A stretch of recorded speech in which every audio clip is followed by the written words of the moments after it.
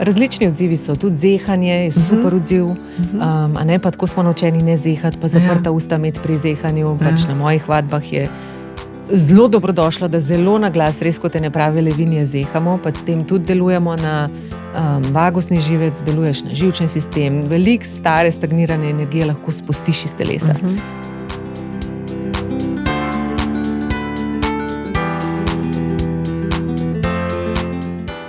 December je tu in z njim vsakoletna norija, če lahko tako rečem.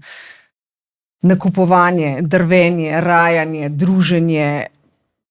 Obnašamo se popolnoma v nasprotju s tem, kar se ta trenutek dogaja v naravi. Narava počiva. Mi pa smo se od tega oddaljili. Pa ne samo od narave, predvsem smo se oddaljili od samih sebe. In ravno to je pogosto vzrok za različne stiske, ki jih doživljamo. Zato bi danes rada raziskala možnosti, kako se lahko takrat, ko čutiš, da je vsega preveč, da drviš, noriš, da se ne znaš ustaviti. Kako se lahko ustaviš in umiriš s pomočjo orodja, ki nam je vsem dano že v rojstvu. S pomočjo diha. Pri tem mi bo pomagala moja današnja gostja. Katja Kovačič-Čakarmiš, učiteljica terapevtske joge in dihanja. Katja, toplo dobrodošla, ti in Lola v novi oddaji podcasta Odkrito z Nives. Ja, hvala Nives, hvala. Kako lep uvodnik. Hvala. In resničen. Ja, me je navdahnil v bistvu deloma tudi tvoj e-mail, ki sem ga prejšnji teden prejela, ko si vabila na neko delavnico, kjer si v bistvu tako dobro izpostavila, ali nas je strah teme. Ko tako norimo, ne? Res je. Ja. Po se mi zdi, da je ta prehod res ni lahek, ne? Ko pridemo, ko se ura zamenja, ko je ob 4 popoldne nekako konec in se vse ustavi. In se mi zdi, da kar malo zafilamo to z enimi stvarmi, ki so potem mogoče ne v skladju s tem, kar se dogaja pravzaprav v tej temi. In se mi zdi, da velikokrat je težko samo obstati v tej temi in biti sam s sabo v mirnejših okoljih in dejavnostih. In ravno to je cilj najnega današnjega pogovora prikazati, ne, kako se v bistvu da ustaviti, ne. Ampak o tem več v nadaljevanju. Jaz bi te za začetek, tako kot vsakega gosta, vprašala, kdo si? Kdo si v tem trenutku, v tem obdobju življenja? Kdo je Katja? Katja v tem obdobju življenja. Jaz bi se kar navezala, da bi se navezala na to, da sem letos dopolnila 40 let in se mi zdi, da je to en tak mejnik, mogoče za vse, bom govorila za ženske, katerega sem se jaz ful veselila. Meni je bilo to tako lepo, ker se mi zdi, da takrat ženska res nekako postane bolj cela oziroma bolj v stiku seboj. Tako zdi se mi, da je to čas, ko lahko bolje zaznavamo to neko našo notranjo modrost, da smo bolj čuječe in da iz drugega prostora v sebi izbiramo v življenju. In čutim to tudi v sebi. Še zdaleč, da sem pa zdaj neka modra ženska ali karkoli na nekem prestolu, ampak sem pa drugje, kot sem bila recimo 10 let nazaj in to obdobje je lepo. In drugje, kjer boš čez 10 let. In absolutno drugje, kjer bom čez 10 let. Ja. Ta misel mi je zdaj prišla, ko sem te poslušala, ko si rekla, da si se veselila teh 40-ih, ne? Se spomnim pogovora z nekdanjo sodelavko z radia. Z Rezo sva se pogovarjali enkrat na kavi in je rekla, kako si Nives? Sem rekla, meni se zdi, da sem v najboljših letih, stara sem bila 40, in ona je starejša od mene, ne vem, mislim, da je njih 12 let in je rekla, veš, koliko je zdaj šele dobro. In sem si toliko zapomnila to in mi je zdaj letale misel, ko si rekla, kako ti je pri 40 prišla naprej. Ja, ampak mislim, da je to super, ne, da se v bistvu vedno v vsaki koži pravzaprav lahko počutiš dobro, ne, da to sprejmeš. Točno tako, da prinesejo druge modrosti, druga zavedanja, druge prioritete, drugače vidiš stvari, se mi zdi. In velikrat je to dragoceno in rečeš, kje je bilo to pri 20, 30 prej, ampak to je pač življenje. Povej mi, bi si želela biti še enkrat 20? Za kakšen teden. Kaj bi pa v enem tednu počela, da mi povej? Se zabavala najverjetneje. Točno tako kot 20-letniki tisto. Ta svoboda, čeprav, ja, okay. Danes je, se veš, to zabavo gledamo že zelo odgovorno. Kako spanca, kakšne čevlje bom imela, kaj me bo naslednji dan, kako. Takrat je pač bilo, kar je bilo. Ta spontana svoboda. In ja, to je ta del. Okay. Ja. Prej sem uvodoma rekla decembra, ne, tukaj. In se mi zdi, da bolj, ko se približujemo koncu decembra, ne, bolj je v nas ta misel, ta pressure, kaj vse je treba do takrat narediti, koga vse je treba obiskati, kaj vse je treba kupiti. In mi smo se že lani, mislim, da pogovarjali o tem, kako je to pravzaprav utrujajoče. Pa me zanima, kako zdaj, ne, ko si leto starejša, kako pa zdaj doživljaš ta december? Kako ga res doživljaš? Za enkrat, letos res ne čutim še toliko tega pritiska, čeprav seveda ga. Ampak probam bremzati. Celo mislim, da bomo malo se omaknili, da bomo šli malo bolj v naravo, tako da malo zamenjaš ta okolja. Probam pa to že kar nekaj let umiljati na ta način, da je manj vsega, da je manj več, torej da je malo manj obdarovan. Družen, tam sem že tako selektivna, no, pa se ne razdajam preveč tam, že nekaj časa. Predvsem to, da mi ni nič treba, ampak da se poslušam, kaj pa bi. Kaj pa bi, ja. Kaj pa bi, ne? Zdaj si mi dala odlično iztočnico za moje naslednje vprašanje. Danes dopoldne sem šla v neko kratko meditacijo, ko sem se pripravljala na najin današnji pogovor, ne? In sem se ob tem spomnila oziroma zavedla, kako mi je bilo ob najinem prvem srečanju, ko sem prišla prvič na vadbo terapevtske joge in me je res ta občutek tako preplavil, da sem jokati začela, upam, da nam zdajle še, ampak spomnila sem se pa predvsem tega, kako je bilo tebe čutiti. Kako je bilo čutiti tvojo energijo, tvoj dotik, kakšna milina je pravzaprav iz vsega tega vela. In vem, da sem že takrat pomislila, tako kot danes, to je dotik, ki ga nekako čutiš ob ljubečem dotiku mame. In meni se zdi to en tak dar tvoj, Katja, da sem ful vesela, da si šla na pot, na katero si šla. Ker si začela popolnoma drugi. Začela si študijem marketinga, odnosa z javnostmi. Povej mi, kako te je pol odnesel čist drugam? Da nas lahko tako bogatiš v tem, kar počneš. Hvala najprej za to, da si podelila ta del. Spomnim se tega prvega kar sem jokala. Spomnim se, da je bilo globoko. Ja. In poglej, kje smo zdaj, do kam smo v bistvu prišle. Lepo. Res je bilo globoko, ker se mi zdi, da sem tako, veš, ko po 35 letih začutiš nekaj, toliko let recimo nisem čutila materinega dotika, ne? Je bilo res wow. Res imaš dar. Povej mi, kako, kaj se je zgodilo? Jaz ne bom rekla temu naključje, ampak res neka usoda. Pač ja, študirala sem povsem nekaj drugega, ampak ko sem začela delati, torej hoditi v službo, sem res, jaz na prvi dan službe jokala. Jaz sem tako jokala kot dež. Jaz sem se vozila in prav jokala na poti v službo in sem rekla, pa kaj mi je toliko težko?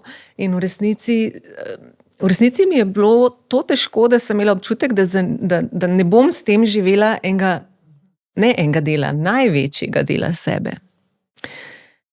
Ampak pač to je življenje, ne? Doštudiraš in potem je pač treba iti v službo in pač je treba zaslužiti, ne? Prvi denar in tako naprej. In sem tudi hvaležna za ta leta, ko sem pač delala kot PR-ovka, pa v agencijah, pa tako naprej. So bila zelo dragocena in prav zaradi teh let še bolj prepoznam res eno globoko hvaležnost, pa srečo, radost, da me je pot pripeljala do sem in da lahko počnem to, kar je res moje. Ti mislim. Ja, to je res, vem, da je to veliko, če ne vse, a ne, mislim vse. Ja, res veliko, no, v življenju in v bistvu postopoma sem prehajala do sem, a ne. Vedela sem, da tam ni moje mesto, nisem pa vedela, kje moje mesto je. Ok, in si se predala, zaupala? Ne, kje? Bila sem v strahu, v paniki, ne bom nikoli našla.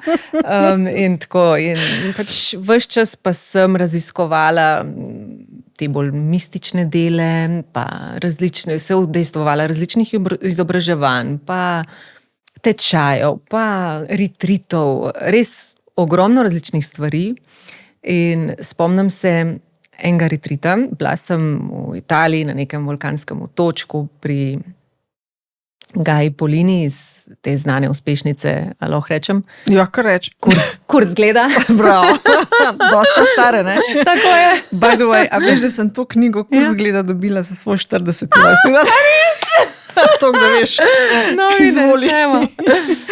In ko sem gledala njo, ona je res taka zelo, zelo posebna ženska, zelo močna ženska, odteleša res to svojo modrost in mi je bila res v globok navdih. Kakšnem smislu? V vseh. Kot ženska, kot predvsem pa v tem, da res počne to iz sebe. Da to počne zato, ker je to ona, ker je to njen dar. In to mi je bilo tako, jaz bi tudi, a ne, in v enem sešnu, pač tam na tem retritu sem pač rekla, da jaz ne spet jokajoče, da jaz sem tle in da jaz pa ne vem, kam bi šla in tako pač malo zgubljeno. In je ona rekla, my dear, ne, ti želiš iz točke A na točko B, potom jaz bi pa kar preskočila, ne. In rekla, baby steps. In tako, potem te baby steps so bili te različne izkušnje, od dihalnih do jogističnih, do energijskih, ni da ni, velikih je bilo. In tako nekako se je potem zgodilo tudi spoznavanje z yin jogo. Odšla sem pogumno na solo potovanje po Indiji. Bravo. Ja, in sem šla direkt v ashram, da sem, veš, se počutila čim bolj varno. Ja. In tam je bila na sporedu ta yin joga. In jaz prej yin joge nisem prakticirala. Terapevtska joga je oblika yin joge, čeprav drugačna od tiste, ki sem jo tam pač bila deležna. In ko sem jaz to 2 tedna delala, sem jaz rekla, moje telo je se zelo globoko odzvalo, v smislu hrbtenice, bolečin. Jaz sem imela takrat, to je bilo obdobje, ko sem končala ta svoj del športom in sem imela veliko tak malih poškodbic, ki so se kazale. Tenisačica, tenis sem igrala, ja, in po faksu sem s tem zaključila. In potem so prišle pa kolen, pa hrbet, pa skratka, pač to, kar se potem pokaže. In yin joga mi res neverjetno dobro dela pri sanaciji, pri boljšem počutju in tako. In potem se vrnemo v Ljubljano, vsa polna zanosa. Google, kje je yin joga v Ljubljani? Yin joga v Ljubljani ni. Ni je bilo, nikjer je ni bilo. In jaz sem bila čisto razočarana, ne, kako je zdaj to? In potem spet po nekem spletu na ključi, čez ne dolgo zatem, no, mogoče nekaj pol leta, mi neka znanka pove, da gre na izobraževanje iz yin joge v Ameriko in tako, in sem takoj zagrabila. In jaz sem pa imela tisto poletje že prav bukirano karto za Ameriko in to je bilo samo en teden prej. In sem samo prestavila. Tako da to je bilo res tako usodno, no, mislim. Sploh nisem vedela v resnici, kam grem. Dobro, seveda sem si to pogledala. In ko sem prišla res, se mi zdi, v angelske čudovite roke dveh učiteljev. In ko sem naredila ta prvi intenziv v San Franciscu, sem bila navdušena, se čist še bolj, in predvsem pa sem začutila v sebi, to je to. Povej mi, Katja, a si ti se že prej z jogo ukvarjala? Hodila sem, ja. Po faksu sem začela hoditi, mami me je povabila, ker je ona več jogirala, tako da sem hodila na jogijski tečaj, iyengar joge, torej povsem druge oblike joge, nisem pa kaj več od tega, no. Torej sem bila redna tečajnica. Okay. Ja. Ta part mi je manjkal, res nisem vedela, si bila že prej povezana z jogo? Ali je bil res sam ta izkušnja v ašramu joga? Ne, je bila joga že prej, mi je zelo blizu kot vadba, mi že tudi tukaj, tudi iyengar joga mi je strašno pomagala pri telesu, pri počutju, pri vsem. Mi je zelo odgovarjala, ampak pač yin je res specialna sorta. Omenila si, da je terapevtska joga na nek način del yin joge, če sem te prav razumela. Ampak v čem se pa razlikuje? Kaj pravzaprav terapevtska joga sploh je, da pojasneva? Ja, veliko oblik jog je. Terapevtska joga je oblika yin joge, kar pomeni, da je pasivna. Torej, veliko položajev se izvaja, večina položajev je na tleh, je leže ali pa na vseh štirih, kakorkoli. Predvsem pa se pri terapevtski jogi uporablja ogromno pripomočkov, bolsterjev, dek, kvadrov, res velikih imamo, kot veš, in podpiramo telo na različne načine, da v bistvu najdemo v položaju udobje. In to je ta, reče se, obnovitvena joga, restorative. Ja. In ko je telo v udobju, lahko začnejo popuščati globlje napetosti, lahko deluješ na ravni fascije, mišičnih ovojnic, ki potrebujejo dlje časa, da se res raztegnejo, prekrvavijo. In tudi po 20 minut je lahko en položaj, ampak ne trpiš, ne stiskaš zob in čeljusti, si v res odprtem stanju. No? To lahko res potrdim, ker jaz sem sposobna 3-krat zaspati med jogo. Ko pridem domov, pa mož reče, kako je bilo, pa rečem, a veš, da sem 3-krat skoraj zaspala vmes. Kaj? Ampak ko pa to povem Kati, pa Katja reče, super, koliko si se sprostila. Ja, tudi zaspati je dovoljen pri meni, tudi kakšna kdaj zasmrči in tudi to je v redu. Ampak a je restorativ isto kot terapevtska joga? Je to samo angleško ime ali se en kanček razlikuje? Ja, po licenci pa programu, po katerem sem se jaz učila, je torej celo ime terapevtska obnovitvena joga. Kar pomeni, da samo restorativ mogoče nima vseh elementov, torej mi smo imeli nežno jogo v smislu tega gibalnega dela, ki ga mi delamo za neko ogrevanje, za nek pretok, da ga vzpostaviš sploh v telesu. Potem so ti yin položaji asane, ki so podprte in daljše, različne. Potem je dih, zelo pomembno poglavje pri vsem tem. In potem je tudi lahko absolutno meditacija in pa tudi na nek način delo z energijo. No? Sicer to bolj na individualni ravni, ampak ja, tudi to je bilo vključeno pri nas noter v izobraževanje. In ti imaš na svojih vadbah tudi eno zelo simpatično pomočnico, ki je tudi danes z nama, ampak je koma. Ona je pa čisti yin. Ona spi in se ne da motiti, čeprav spi z odprtimi očmi. Ja, zdaj vedem malo. Lola, daj se pokaži tej. Proš pripoljška. Magic word. Boš dobila, pa obljubim. Ja, Lola pa res je nepogrešljiv člen zdaj, se mi zdi, na mojih vadbah. Slučajno sem jo vzela enkrat, ker je bila res malo dlje sama, pa sem rekla, pa pejdi z mano. No? In pol so punce tako v bistvu zagrable in ona je bila res spala, ležala in se mi zdi, da prenese to svojo vibracijo zraven, svojo energijo in da je prav paševa. Skupaj in paše na te vadbe in ja, zelo rada dela z mano. Včasih, ko pridemo, Ki pa je? Alole pa ni danes. Protest, vem, me skoraj domov pošljajo. Kako si drznem? A ne, Loli, to se zelo redko zgodi. Ja, ne, drugače res je neverjetna. Uleže se in jo ni. Ja. In je, kdo je ni, kdo je Res ni. je, do šavasane, potem pa pri šavasani vedno pride in se postavi v svojo šavasano. Ja. In potem, ko je konc, mora vsako polupčkati. Ja, ta zvrst joge se mi zdi res ena taka dobra zadeva za upočasnice. A ne? Res je. Kar je meni še vedno izziv, se vidiš, kolikrat manjkam, a ne? Ampak prihaja nov semester, nova zaobljuba. Ampak seveda pač ta utrujenost, ko sem jo že prej omenjala, ne, prihaja ravno iz tega norenja, lolenja rokov, izpolnjevanja dolžnosti in obljub, ki si jih dal predvsem drugim, ne toliko samim sebi, ne, ker če bi se držala obljube, ki sem jo dala sama sebi, bila vsak teden pri tebi, a ne. Ampak vse to je v bistvu en stres, ne. In spomnim se, nekaj let nazaj, takrat je hči imela 25 let. Ali pa celo šele 24, se nima veze. Ravno je zamenjala je službo. In medaj sva šle na en vikend pobeg nekam in je rekla, mami, jaz tako čutim stres zdaj. In sem bila tako, o moj bog, otrok, a ti zaznaš stres, zapomni si to, zapomni si ta občutek, ker kmalu se zgodi to, da ti tega stresa sploh ne čutiš več. In se mi zdi, da vsi mi ga resnično ne čutimo več.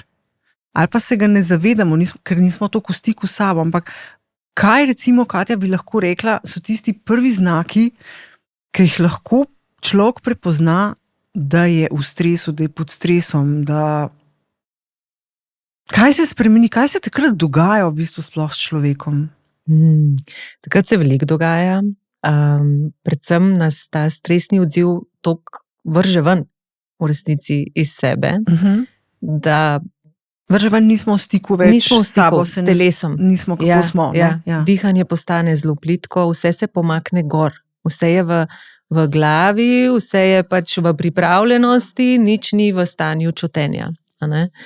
In pač stres se vsakomur nabira na drugačen način, pa mogoče tudi malo drugje, vsak ima nekje tudi svoje šibkosti v telesu, ampak zagotovo pa lahko potegnemo eno stalnico, recimo, da velikrat stiskamo vsi čeljust, velikrat držimo noter trebuh, velikrat imamo rame gor in naprej, velikrat stiskamo medenično dno. A ne? Kako? Čakaj, zdaj sem poskušala to. Veliko, to je zelo pogost primer, pojav, da so ženske skozi v stisku, v tem, da zadržujejo, da je skozi aktivno.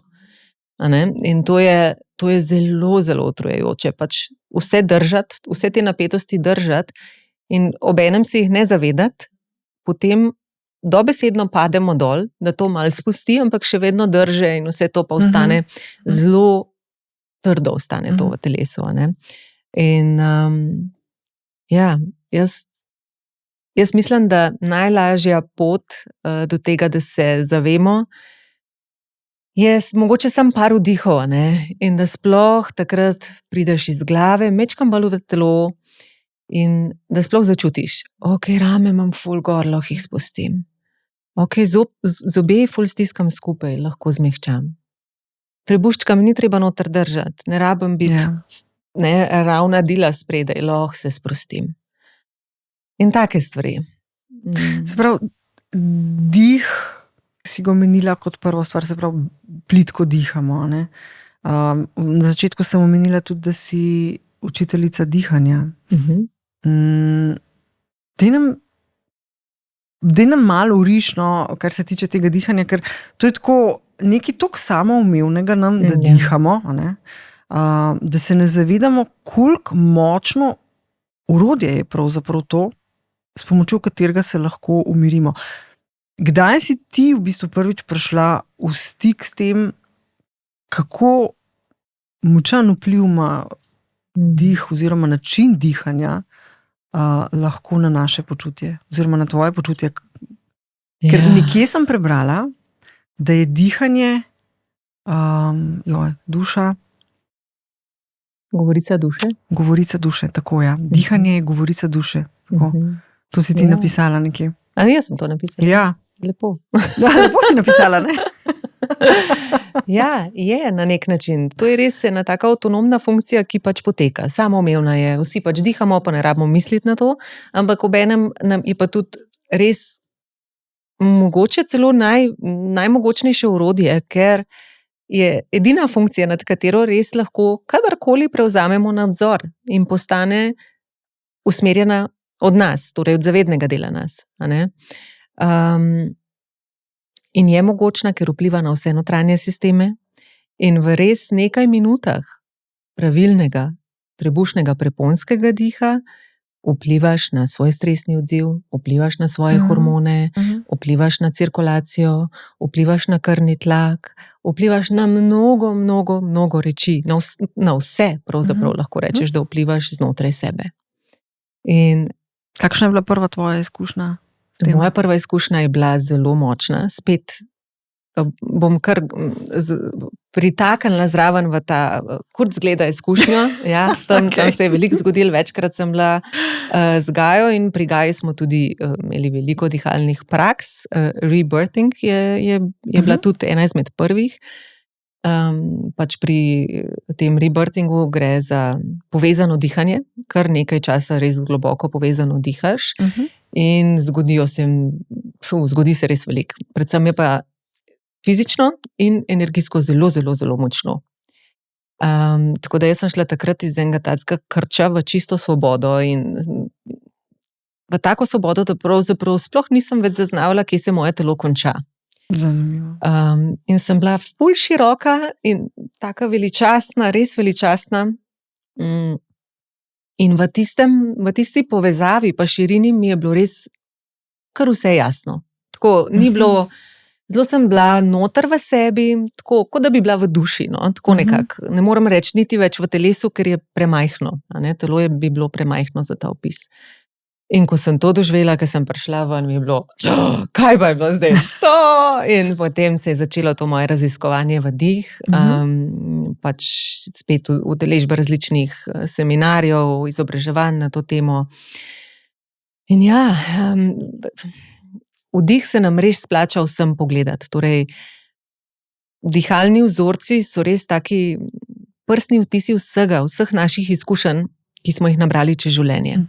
In pač težke izkušnje vplivajo zelo na to, kako se obrača in potuje naš dih, naši dihalni vzorci. Daš lahko kakšen primer? Ja, težja, katerakoli, lahko je fizična, lahko je prometna nesreča, lahko je, ne vem, zloraba, karkoli, katerakoli res težka izkušnja je pač takrat se človek ustraši, potegne dih gor, takrat se prepona zakrči trebušna, ki je glavna dihalna mišica in včasih ta krč ne spusti. Ker tako kot so prej rekle, toliko smo v stresu, toliko je tega, da potem ni teh ventilov, kjer prideš nazaj v telo in spet začutiš varnost. Včasih te varnosti ni. A ne?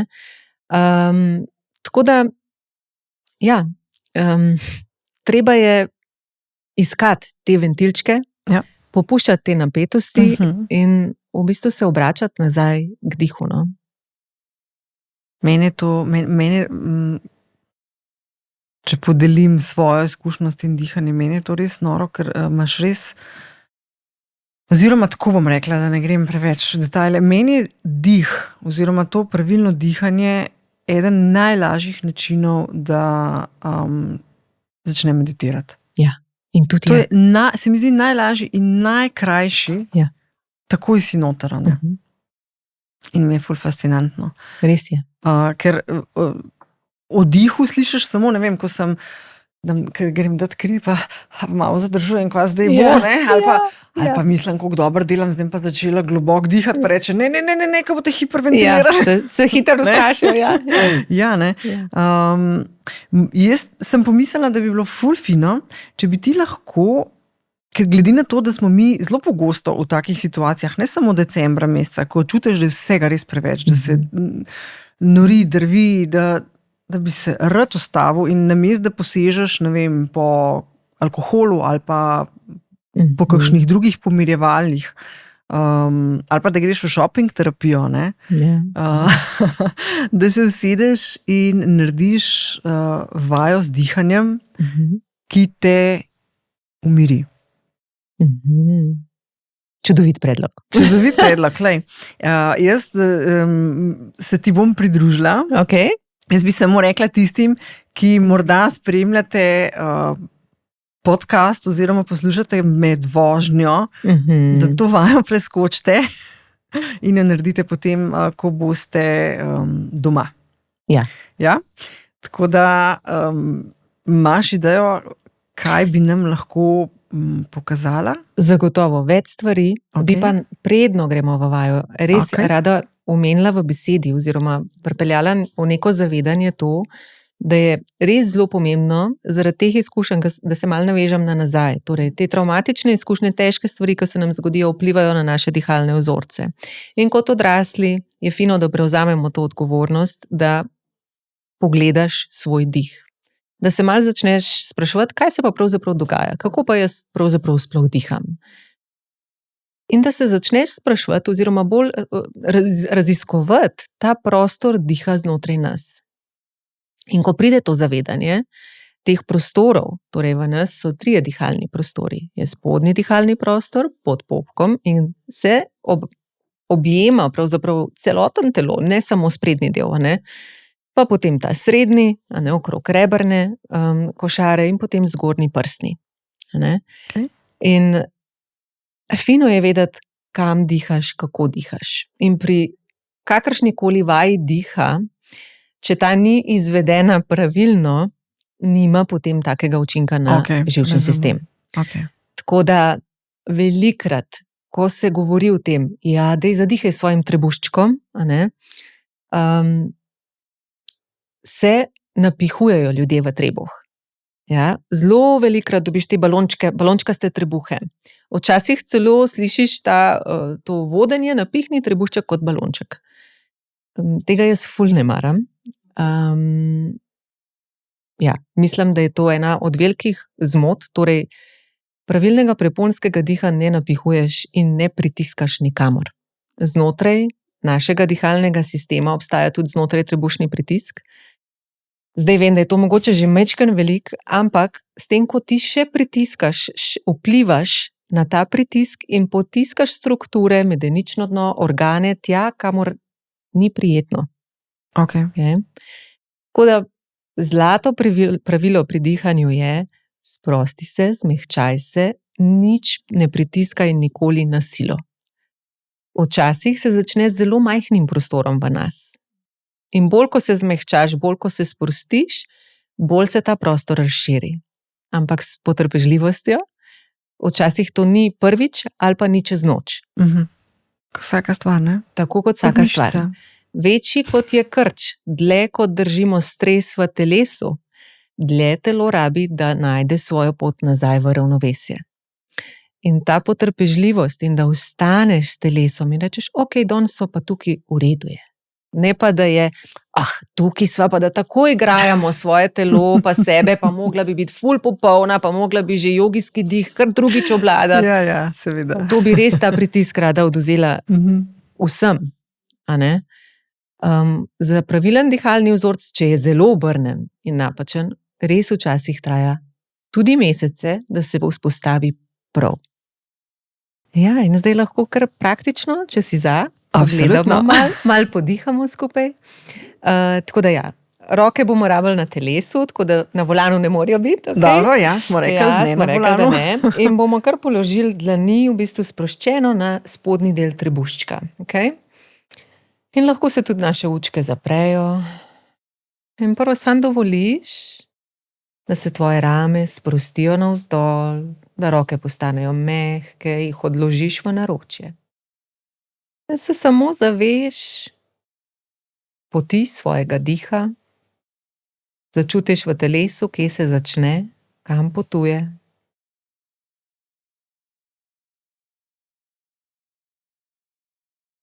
In ko zavestiš svojo pot, lahko z nežno sprostiš trebušne mišice, trebušček zmehčaš in dovoliš, da se tvoj vdih prelije nežno nižje. Kot da bi, brez da napihuješ trebuh. Rahlo trebušček privzdignil proti dlanem ob vdihu in ob izdihu se tvoje dlani rahlo spustijo navznoter. Torej gre za eno tako res subtilno, nežno valovanje trebuščka.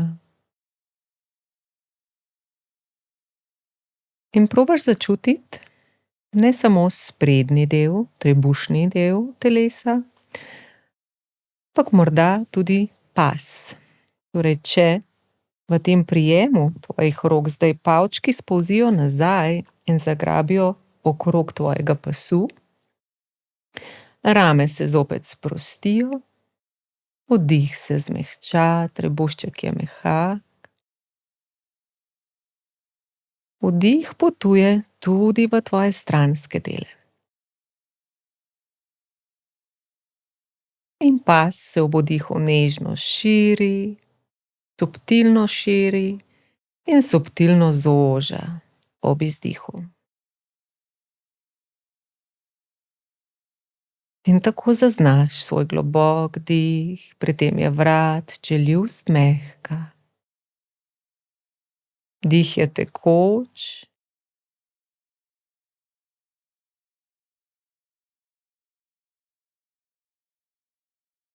In na koncu dodaš še tretjo dimenzijo zaznave in to je zadaj v hrbtnem delu. Palčke lahko malenkost bolj pritisneš navznoter zadaj, samo toliko, da imaš dober kontakt. In narediš nežen vdih, razširiš se nežno v sprednji liniji v trebušček, v pas ob straneh in zelo subtilno zadaj v hrbtni del. V tem sedečem položaju to začutiš težje in ni nič hudega, če ne čutiš premika zadaj.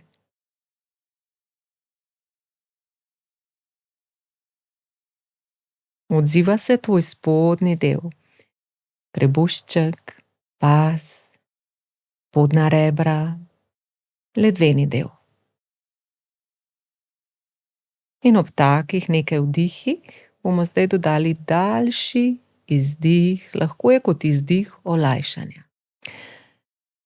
Ga bova naredili skupaj, da ga bomo slišali. Ja.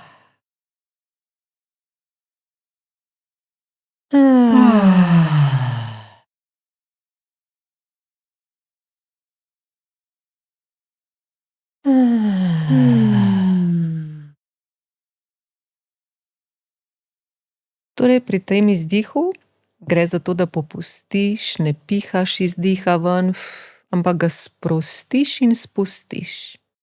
In s tem, ko spustiš svoj izdih, spustiš tudi marsikatero napetost. In s tem zvokom daš tudi svojemu živčnemu sistemu glasen signal, da si varna in da lahko popustiš, da lahko prideš v telo, da se lahko zmehčaš.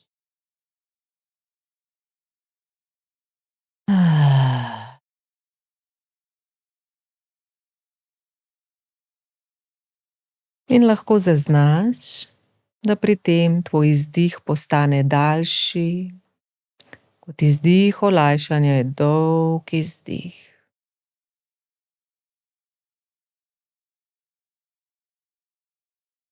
Ja, ko podaljšujemo svoj izdih, torej ko je izdih daljši od vdiha, takrat zopet delujemo na izklop stresnega odziva v telesu.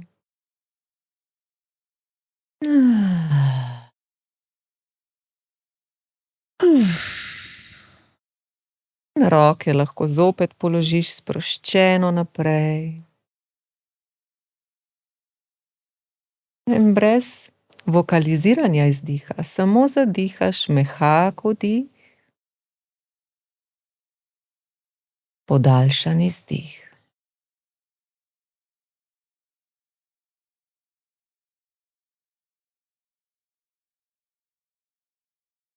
In že po nekaj minutah takega dihanja se najverjetneje začuti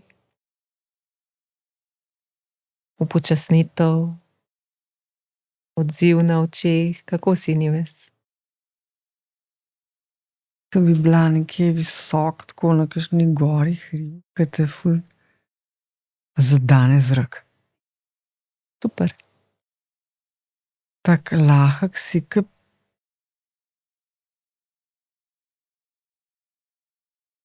ne vem, če najdem primerjavo za to. Ja, zmehčaš v bistvu. Čist, celo telo ja. zmehčaš. Ko In tako preprosto je. V resnici tako preprosto je. Torej, ta ključni moment je tukaj, da res nikamor ne pritiskaš diha, da se zavedaš 3 dimenzij spredaj, ob strani in zadaj, nikamor na silo, počasi, in da izdih je daljši od vdiha. In tudi tukaj je fino imeti potrpljenje. In samo nekaj minut, res z dotikom, kjerkoli, tudi v službi, noben ne bo vedel. Ne? Okay, na izdih olajšanja mogoče kakšni malo na začetku malo tripnejo. Ta je bil tudi meni na začetku prvi navad biti tako zelo, ko bo se zdaj to dogaja. A veš, tako mi je zanimivo, kako nas je v bistvu sram. Ja. Kako nas je sram popustiti. Tako vsako leto na začetku, ko sprejemam skupine, pa veliko je takih, ki že hodijo dlje, nekaj pa vedno novih. In te novi so vedno, ker tisti, ki so že nekaj let z mano, so res, to je prav pretiravanje v teh izdihih, ampak jih potem ta skupina hitro povleče v ta tok in ni več tega sramu, ampak velikrat nas je sram izdihan, spustiti. Kaj nismo tele vaje na začetku snemanja naredile? Ja, jaz sem jo. Ti si jo. Jaz sem jo. Ampak ob tem, ko si govorila o tem, kako v bistvu z glasnim izdihom daš signal telesu oziroma živčevju, it's okay. Ja. Sem pomislila, kolikrat v bistvu pa vsem spontano to naredimo. Točno. Ker se počeš na kavč ali pa na stol pa rečeš Točno to. in res izdahneš. Ja. In ja, imaš prav sram je bil uni prvi, se spomnim teh prvih glasnih izdihov na vadbi. Da me zdaj kdo posluša, gleda, ampak pač itak je tam vsak v svojem filmu in sam zaradi sebe. Ja. Tako da verjamem, da kakšnemu gledalcu, poslušalki bo tole zdajle, kar se je zgodil, čist čuden. Ja. In čist normalno je, Tako. da se ti zdi čuden. Res je.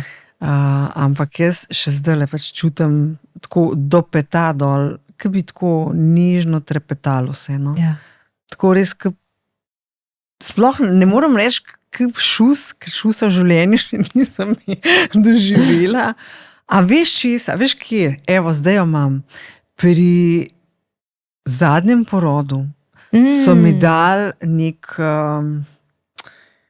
nekaj iz družine narkotikov. Okay. Ampak je bilo to že toliko blizu iztisa, da jaz nisem mogla sodelovati. Jaz se pa spomnim tega, da sem bila kaj se dogaja? Ja. Tak občutek je bil zdaj v telesu. Točno tak, evo. Ja, in to po 2 minutkah? Ja, zelo kratko. Nismo bili dolgo. Nismo bili dolgi. Sem pa pomislila, mogoče pa včasih nimaš toliko časa. 2-3 minute, mogoče je taka instant situacija, ki, ne vem, stojiš pred vrati, vstopila bom v sobo, kjer me čaka, ne vem, pomemben sestanek ali pa ne vem, soočenje z nekom, pa imam mogoče glih nekih 30 sekund, preden zagrabam za kljuko. A obstaja kaj, s čimer si lahko v takem momentu pomagam. Zagotovo obstaja. Jaz mislim, da že to, da dobro začutiš svoja stopala Okay. v stiku s tlemi, da stojiš na svojih nogah, da je to zelo pomembno, torej ta vzemljitev. Okay. Vsaj 1, 2, 3 globlji vdihi, torej ko smo v stresu, gre vdih velikrat gor. Če nimaš te neke prakse, in poglabljaš ta globlji vdih gor, si mogoče ne narediš glih usluge, ker se lahko začne vrteti, občutek, če je preveč v glavi, preveč v vratu, preveč rame gor ušesom, je lahko neprijeten.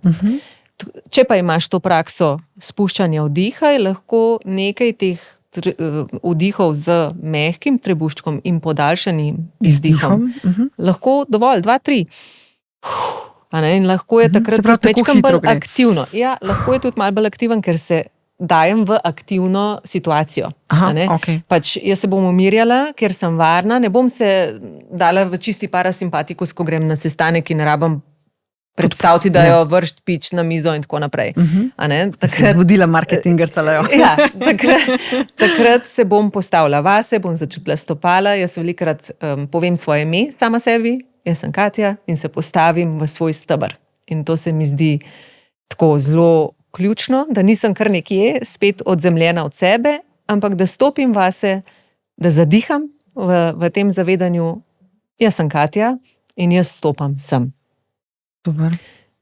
Ja, in ko sem s seboj, se mi zdi, da se imam, da bo v redu. Ja, v bistvu si zelo dobro ponazorila, takrat, ko smo v bistvu prevzeti v smislu, kaj se bo zdaj zgodilo, a bom v redu ali ne bom v redu, pač nisi v stiku s sabo, tebe pač res odnese ven. Ja. In da se vrneš tebi. Noge, da naredim, se pravi 2, 3 take vdihe, ko si rekla, dosta aktivne. Aktivne, ja, take, kada se pripravljaš če greš v akcijo. Okay. To je v tem primeru. Okay. Ja. In si ready za nastop. Cool. Torej, dih je res eno tako čudovito orodje, obstaja seveda še, jaz vem, da je še ful vaj, za katere jaz sploh ne vem. En čas sem imela celo, Katja, inštalirano aplikacijo, kjer so bile pač različne tehnike dihanja oziroma dolžine vdiha, izdiha in tako. In je bilo tudi noro. Mislim, kad ti mine 15 minut nič. Ja. In se mi zdi, za mene, kot za začetnico, je bilo to wow, super, nekdo me je vodil. V bistvu glasba te je vodila, da si vedel, kdaj je vdih, kdaj je izdih in tako. Super se je s tem igrati. To je res eno tako orodje, s katerim se premalo igramo, ker pač dihati pač vsi znamo. Ampak če je ta dih res prav postavljen, je drugo vprašanje in večinokrat ni več pri odraslih.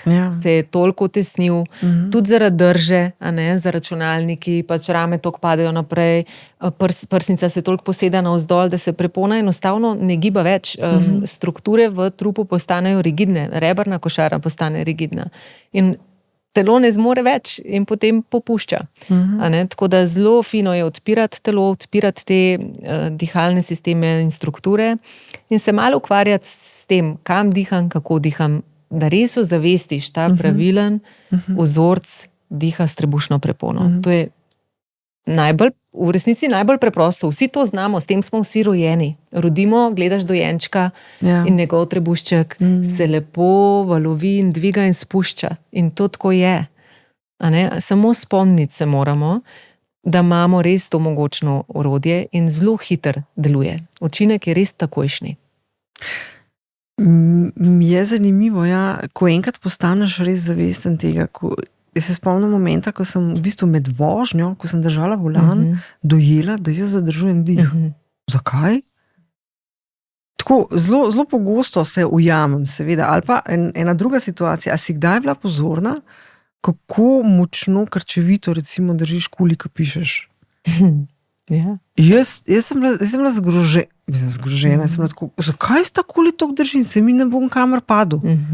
In koliko se v bistvu tudi pisava spremeni, ko sprostiš ta kuli, ko se trapasta primerjava glede na dih, ampak koliko, hočem sam povedati, koliko v bistvu je enih nezavednih naših dejanj, ki kažejo na to, da si v krču, ne?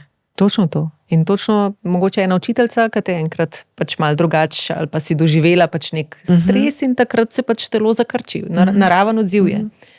Ampak pomembno je to, da se znamo regulirati. Torej, naš živčni sistem je v simpatikusu in je v stresu. Vsak dan smo v stresu in to tako je in je tudi tako prav. Zato smo tudi narejeni, da smo v stresu in da znamo rokovati s stresom. Ampak absolutno smo pa narejeni tudi, da pade potem dol. Tako, in da se vrne ta krivulja. Ne more biti samo gor, ostati gor, pa zaspiš, pa pade, ampak to ni regulacija. Torej, regulirati moramo prisotni. Meni je ful zanimivo, ko včasih, tako ko ležiš, ko si na vadbi, ko začne trebušček delati. Ja. In potem Katja pride in reče, a se je zbudil? Tako je, počitek in prebava. Ja, počitek in prebava. In zanimivo je bilo, da sem to recimo jaz isto pri strankah opažala, ko so prišle recimo in so se ulegle na mizo in tako in je bilo vsaki malo mi krulo. Ne, pač ni to. Takrat se sprostiš, ne. Tako da v bistvu to dober znak, ne? Odličen znak. Kaj pa to, da rataš lačen? Tudi, prebavljaš. Nov prostor se ustvari, absolutno tudi.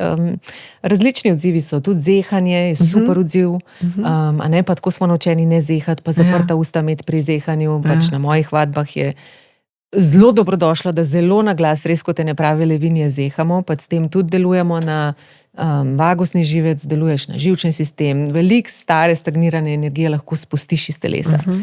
In telesu je kar za zaupati, ne? Na vadbah sploh moram reči, da velikrat opazim, kako je kar se zeha nekaterim, kar ena za drugim pa za drugim, torej isti osebi se zazeha 7-krat recimo. Ja. No, in to je super. To iščemo. Take odzive, to so odzivi telesa in tako telo tudi komunicira z nami. Ampak veš, da se mi je to zehanje dogajalo tudi ne samo recimo pri tebi na jogi, ampak ne vem, leta nazaj na kakšni aerobiki. Ja. Tako na ful smo delali, a jaz sem zehala. Ja. Kaj se dogaja takrat? Pride tudi več kisika v telo in potem z zehljajem tudi telo to staro stagnirano energijo malo izvrže ven iz telesa in se zgodi ta menjava. In to je najlažji, zelo odpreš usta ponavadi, najlažji, največji izhod se takrat ustvari. Ok, od zdaj naprej bom na zehanje sigurno gledala drugačne. In se bom spomnila, kaj je Katja rekla. Ja, zehanje je dihanje. Zehanje je dihanje. Ja. Ful dober. Ampak poleg dihanja sem prepričana, da imaš na zalogi še kakšen nasvet ali pa trik, kako se lahko še v bistvu upočasnimo, umirimo, pa da ne rabiš iti nekam na sproščujočo masažo. No, tudi to je super, ne, ampak kako lahko sam zase poskrbiš, no? Jaz mislim, da so najbolj preproste reči velikrat res najbolj učinkovite, čeprav temu, kar naš ne verjame, pa išče velikrat malo bolj komplicirane reči, zelo rad. Ampak samo masaža, tudi svoje roke imamo ves čas na voljo, saj vem, tudi ko mene nekdo drug zmasira, je absolutno druga izkušnja.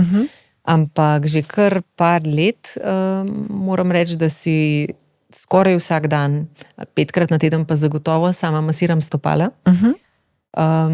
In moje telo je to tako posvojilo, da ko pride večer, ko si ne, zvečer v posteljci moja stopala prav rečejo, prav pogledajo in je prav, kaj pa jaz? Bomo jutar. Ampak vse take male reči, masaža trebuščka. V trebuhu imamo res ogromno napetosti, tudi ženskega velikrat zelo rade noter držimo. Tukaj imamo prepono, veliko organov, črevesje, veliko točk okrog popka. Torej že to, da pride tvoja dlan na tvojo golo kožo, je za živčni sistem lahko zelo glasno sporočilo. Ker tvoj lasten dotik ti ni tuj. A ne? In tvoje telo se ne bo takrat najverjetneje vznemirilo, ampak pač sebe se lahko dotakneš. A ne? In to, da se ljubeče v bistvu, tudi če se božaš, a ne? Ali pa masiraš malo globje, to so res take enostavne reči. Masaža ušes, recimo. Masaža dlani, ne? Od vseh stiskanj okolja, volana in telefonov in tako naprej. Jaz imam doma res cel kup enih pripomočkov, na katerih se redno tretiram vsak dan, zagotovo stopala, trebušček tudi velikrat. Imam različne žogice, katerimi si zmasiram malo hrbet, malo vrat, malo zadnjico. In na take načine se v bistvu resetiram. Je pa tukaj ves čas in zame najbolj pomembna praksa pa narava. Da. To je pač zame še vedno na vrhu seznama, torej če moram izbrati, kaj bom šla sama v gozd. No, pa Lolo vzamem sabo. Ampak tam je zame najgloblji stik. Mi je pomembno, da tja ne vzamem telefona, da sem res samo jaz, da nimam v glavi, da bom naredila še 3 storije za to, kako se diha, ampak da sem res samo jaz, da je to res samo moj čas. Odklop. In da čutim tla pod nogami, da se sfokusiram. Včasih je pa to kot ena meditacija in pač tudi lahko marsikaj predelam med to hojo. Katja, ravno danes sva se pogovarjali z eno prijateljico, ki tudi sprehaja kužka vsak dan na Rožnik in tako, in je rekla, da je prav čuden, ko srečuje ljudi, ki grejo na sprehod s psom in ima, ne vem, slušalke in posluša muziko. Ali pa pač karkoli drugega, no. In se mi zdi, da a sploh narediš pol kaj zares? Če greš v naravo in se ne odklopiš. Mislim, ne odklopiš, ne vem, pač poslušaš nekaj. Pač tvoji možgani so še vedno zaposleni, se mi zdi, tudi če poslušaš glasbo. Res je. Gre za to, da se odklopiš v čim več impulzov, torej naši živčni sistemi so res zelo obremenjeni v današnjem času, še posebej, ker imamo takšne telefone, kot jih imamo. In pač te piskajoče pisarne so, je pa cel hudič, no. Moram reči. A si rekla piskajoče pisarne? Ja, potujoče, kot v neki knjižnice, pa še hujš. Piskajoče potujoče, veš, ker z nami hodijo in ker ne nehajo piskati in nas obveščati o raznih povsem nepomembnih rečeh. In preveč je. Živčni sistem sploh nima več tega tišine. Je skoraj ne pozna, a ne? Velikrat tudi se ne zaspi več v tišini, velikrat je neka svetloba, je nek zvok, je neka vibracija, je ves čas nekaj, a ne? In v bistvu odklopiti čim več teh zvokov in impulzov in skušnjav, da imaš tudi, če ga imaš samo v žepu, a ne?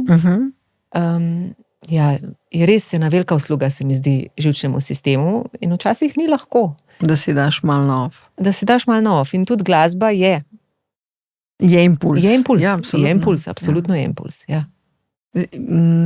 En obdobje sem imela, ker sem zelo redno tekla in na začetku se spomnim, da absolutno nisem mogla teči brez glasbe, ko sem imela slušalke gor. Ne vem, a je to zato, veš, da sem svoj mozak prelisičila, ne, sej ni hudo, sej gre, ne. Ampak potem se je pa zgodil moment, ko jaz nisem prenesla, da bi karkoli poslušala zraven, ko je bil samo tek. A veš, da imam jaz čisto isto izkušnjo. Da sem tudi začela z slušalkami, pa tudi mislim, da zato, da sem šla lažje čez, oziroma da nisem bila toliko prisotna, ne. Jaz sem si dala take playliste in jaz sem bila, veš, jaz sem kar malo pisala, pa čist druge sem bila, čist druge kot pa v tistem teku. In sploh nisem bila tam, pa niti ne toliko v telesu. In tudi jaz na neki točki prav ni bilo več šanse, da grem teč s slušalkami in mi je bilo to tako prav očiščevalno v bistvu, da sem bila s sabo, da sem vedela, kje mi je težko, da sem znala se ustaviti ali pa tudi potisniti čez. Katja, kaj pa priprava na spanje zvečer? Kako lahko recimo že s tem, da bi spremenili neke svoje navade, neko rutino, ki jo imaš zvečer, ne, doskrat je tako, da ti telefon pade na glavo, ker si že dorno, ne. Ja. Kakšen je tvoj ritual, recimo zvečer, poleg masaže stopal? V glavnem je neko vrste masiranje. Ok. Res veliko se masiram, res trebušček stopala, uležem se, premasiram si hrbet. Res je v glavnem masiranje. Masiranje. Ja, telefona pa Ni. ne gledam, res ne. No, Ok. mislim, Kdaj nehaš gledati telefon? Če v smo vsi dnevu? doma, ga itak ne gledam. Aha, ga ne gledaš. Zvečer. Mislim, razen če imam klic ali pa če imam zdaj, Ja. pa to je zelo redko, no, da imam zvečer klic, tudi nisem na voljo ponavadi. Zvečer nimam te prakse, da na živce mi gre tudi moja hčerka, reče pa mami, pa daj ta telefon že iz roke, ker seveda tudi ona ga ne sme imeti, ne, in pol ga tudi jaz ne smem imeti. Tako da, če že pridem do tega, tako da telefona ni, je kakšna televizija, to priznam, to je. Seveda kot dobra praksa se čim prej priporoča te ekrane sklopiti, ugasniti, oziroma ko se jih v teh poznih urah uporablja, vem, da je ta blue light, blue light zaščita, torej že to je nekaj, a ne, kar lahko poskrbi za manjšo stimulacijo živčnega sistema. Pol je pa lahko ta praksa pravzaprav enaka, kot smo jo naredili prej, torej ko se uležeš, se mogoče malo pretegneš, malo premasiraš, daš dlani na gol trebušček in samo začneš dihati. In boš v nekaj trenutkih brez ekrana najverjetneje. Itak si to utrujen, da ne, ampak se mi zdi, da je to res ta zgolj ta navada, a da moram še malo tole pogledati, pa še to, mislim, je grda navada. Guilty. Je. Guilty as charged. Vem, to, pač te algoritmi so res narejeni tako, da nas zasvojijo. In jaz se tudi opazim včasih čez dan, ker scrollam za en prazen nič in v bistvu prazne vsebine so velikrat. Ali te pa znervirajo. Ali me pa znervirajo. Najraje še gledam kakšne kužke, pa končke, pa živalce, pa to me vedno se dotakne, pa nasmeje. Ja, no, to je pa res ta prostor, sreljiva. To se pa lahko režim. Ja, ne. Skozi, ko so pač kakšne takele smešnice z živalcem. Ja. Res so lušni. Ok. Skoraj sva prišli do konca. Sva? Ja. Eno izdih. Izdih. Ampak preden ti pa čisto res rečem adijo do naslednjič, je pa še vprašanje, ki ga postavim vsakokrat. In to je, če bi lahko podoživela en sam trenutek in ga ne spreminjala, kater trenutek bi to bil?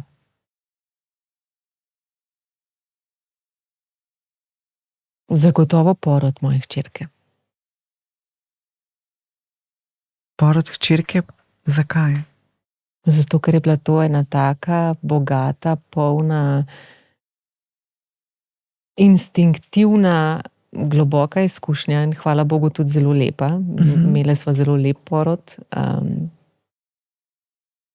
Da, če ne bi bilo vseh posledic, ki jih ženska doživi, ko rojeva in donosi, bi še 10-krat šla roditi, veš. Ampak pač vsak porod ima tudi svoj davek, a ne?